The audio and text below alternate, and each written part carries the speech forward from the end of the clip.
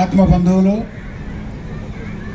కాపు ఫలిత తెలగ ఒంటరి మున్నూరు కాపు సోదర సోదరి మనందరికీ నా నమస్సుమాంజులు.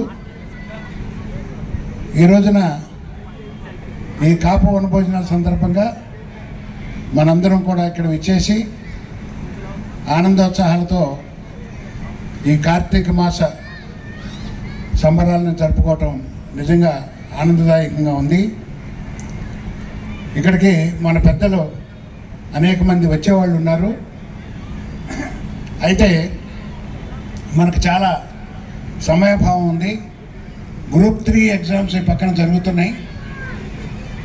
2 గంటల నుంచి మళ్ళీ ఒక ఎగ్జామ్ స్టార్ట్ అవుద్ది. ఒక హాఫ్ అన్ అవర్ ముందు 1:30కే మనం ఈ సభ మైక్ లేకోకుండా ఉండాలని మనకి పోలీసు వాళ్ళు ఆదేశాలు ఇవ్వడంతో ఇక్కడ చాలా తక్కువ సమయం ఉండటంతో మిగతా పెద్దలను కూడా క్లుప్తంగా తమ సందేశాన్ని ఇవ్వాల్సిందిగా ఆశిస్తున్నాను. ముఖ్యంగా మన కాపు కులస్తులు 2 విషయాల్లో వెనకబడి ఉన్నారు. ఒకటి చదువు, 2 డబ్బు సంపాదించడం. నేను ఇక్కడ ఇది 34వ వనభోజన కార్యక్రమాలు మన కాపు సంఘం చందానగర్ టు ఇస్నాపూర్ జరుపుకుంటున్నప్పుడు ప్రతిసారి కూడా మన కాపు తల్లులకి నేను విన్నవించుకున్నది ఏంటంటే, మగవాళ్ళు సంపాదన కోసం ఉద్యోగాలకో వ్యాపారాలకో వెళ్తూ ఉంటారు. మన మహిళలు, అమ్మలు, తల్లులు, మీరు పిల్లల్ని చదివించుకోవడానికి మీ యొక్క సమయాన్ని మనకి పిల్లలకి ఇవ్వాలి. ఆ సమయాన్ని ఇచ్చి పిల్లల భవిష్యత్తుని తీర్చిదిద్దే విధంగా చేయగలిగిన స్తోమత మీ ఆడపడుచులకే ఉంది. అది మీరందరూ గమనించాల్సిందే.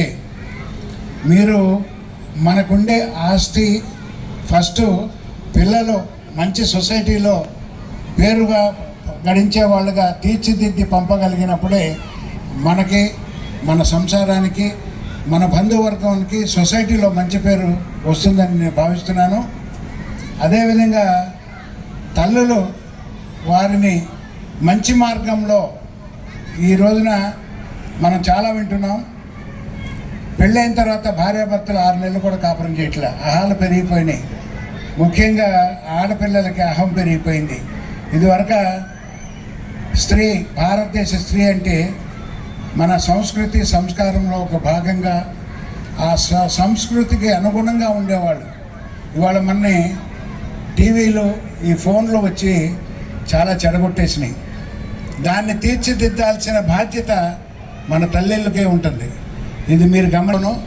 నెక్స్ట్ మన పురుషులకి ఏంట్రా అంటే, సంపాదించాలి అనే జీళ్ళు ఒకటి కలగాల. ఎందుకు సంపాదించకూడదు? మనకి వేరే కులస్తులు సంపాదిస్తుంటే విమర్శించడం తప్ప మనం సంపాదించడం చేత కాదని అన్నం శ్రద్ధ చూపరు. సంపాదించితే ఇవాళ సొసైటీలో ఏమైపోయిందంటే, ఎలా సంపాదించావని అడగట్లా, ఎంత సంపాదించావని అడుగుతున్నారు. ఇది మనసులో పెట్టుకోండి. ఈ క్షణం నుంచి నేను కూడా ఎందుకు సంపాదించను అనేది మన కాపు కులస్తుల మైండ్లో పెట్టుకోవాలని నేను సభాముఖంగా విన్నవించుకుంటున్నాను. ఇంకా టైంకి 11 o'clockకి వనభోజనాలు స్టార్ట్ అవుతాయి అంటే 1 o'clock వస్తారు.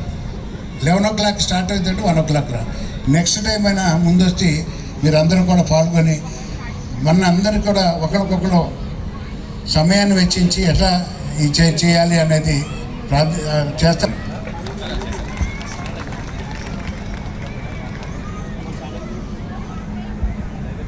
మిరియాల చంద్రగారావు గారి స్వాగతోపన్యాసం మిమ్మల్ని అందరినీ ఎంతగానో ఆలోచింపజేసి ఉంటుందని ఆశిస్తూ, ఆకాంక్షిస్తూ, ఇక్కడ ఎంతమంది ఆశీనులైన తర్వాత వాళ్ళందరినీ సత్కరించుకునే ముందు, ఎంతమంది ఇక్కడికి మీరు విచ్చేసిన తర్వాత ఒకే ఒక్క విషయం చెప్పి నేను సత్కార కార్యక్రమాలకు వెళ్ళిపోతాను.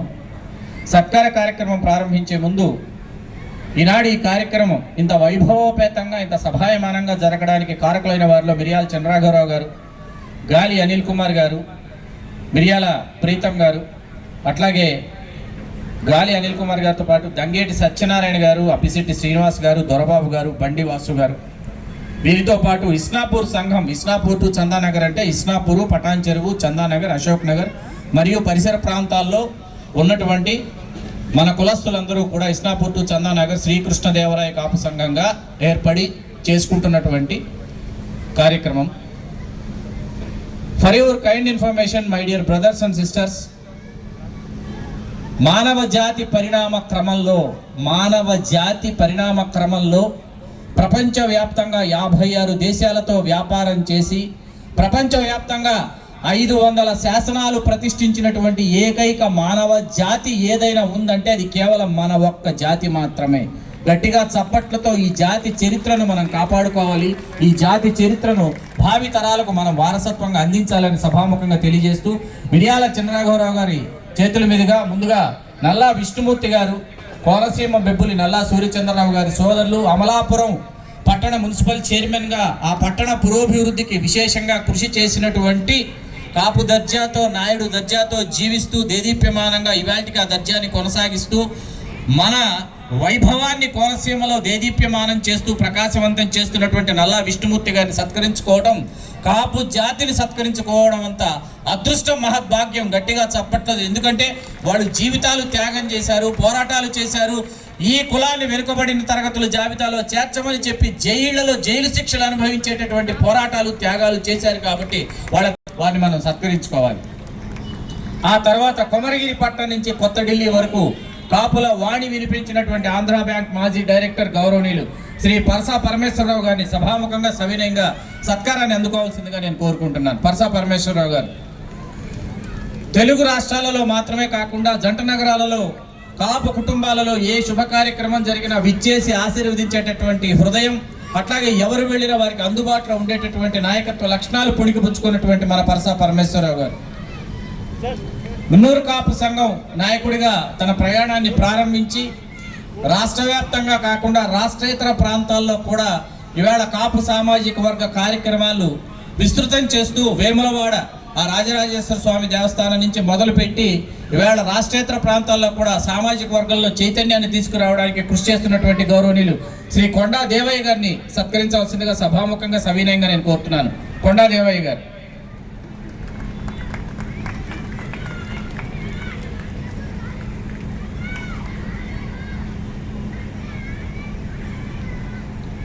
కార్మిక నాయకులు, కాంగ్రెస్ పార్టీ నాయకులు, సీనియర్ నాయకుడిగా అటు రాజకీయ రంగంలో, ఇటు కార్మిక రంగంలో, అటు సేవా రంగంలో తమదైనటువంటి స్థాయిలో శాసిస్తూ ఇవాళ ఈ కార్యక్రమం ఇంత వైభవోపేతంగా ఇక్కడ జరగడానికి ఇతోధికంగా సేవలు అందించినటువంటి డాక్టర్ భిక్షపతి గారిని సత్కరించవలసిందిగా సభాముఖంగా నేను కోరుతున్నాను. డాక్టర్ భిక్షపతి గారు.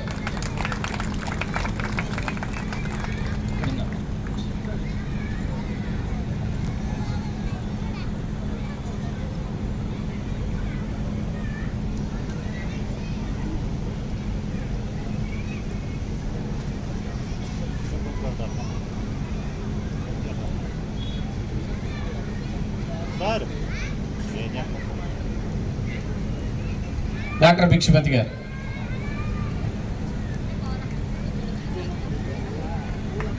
వీరి తర్వాత మరికొంతమంది నాయకుల్ని సత్కరించుకునే ముందు తెలుగు సినిమా పరిశ్రమలో మైలురాళ్ల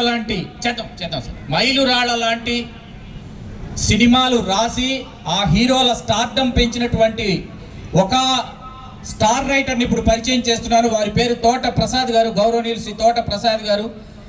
ఒకే ఒక్క నిమిషం వారు ఏ సినిమాలకు రాశారో వారి మాటల్లో జస్ట్ 1 minute తోట ప్రసాద్ గారికి నేను ఇస్తున్నాను. ఆ సినిమా పేర్లు వారు చెప్తేనే బాగుంటుంది. సత్కారం అనంతరం ఒకే ఒక్క నిమిషం తోట ప్రసాద్ గారు అక్కడి నుంచే మైక్ అక్కడికే ఇస్తాను మీకు.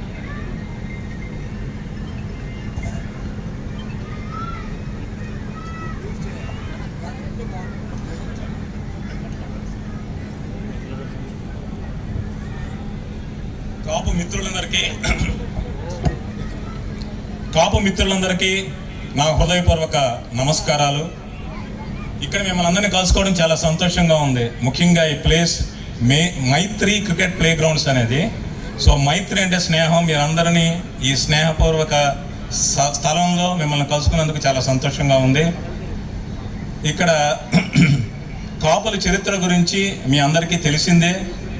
ఒక్క 2 మాటలు నేను చెప్పదలుచుకున్నాను. కాపు అంటే పంట కాపు. ఎన్నో వందల వేల ఏళ్ల నుంచి పంటలు పండించి నలుగురికి తిండి పెట్టినవాడు ఒక కాపు రైతు.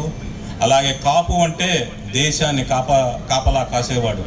ఎన్నో సామ్రాజ్యాల్లో ఒక సైనికులుగా, యోధులుగా, సేనాధిపతులుగా, రాజులుగా దేశాన్ని కాపాడిన వాళ్ళు కాపులు.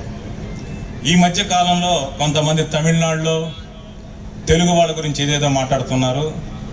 నేను అర్జున్ సినిమా షూటింగ్ మధురై వెళ్ళినప్పుడు అక్కడ నేను కొన్ని విషయాలు తెలుసుకున్నాను. నాయక రాజులు, విశ్వనాథ నాయకుడు కావచ్చు, మధురను పరిపాలించిన విశ్వనాథ నాయకుడు కావచ్చు, తంజావూరుని పరిపాలించిన రఘునాథ నాయకుడు, విజయరాఘవ నాయకుడు, వీళ్ళందరూ కూడా కాపు రాజులు.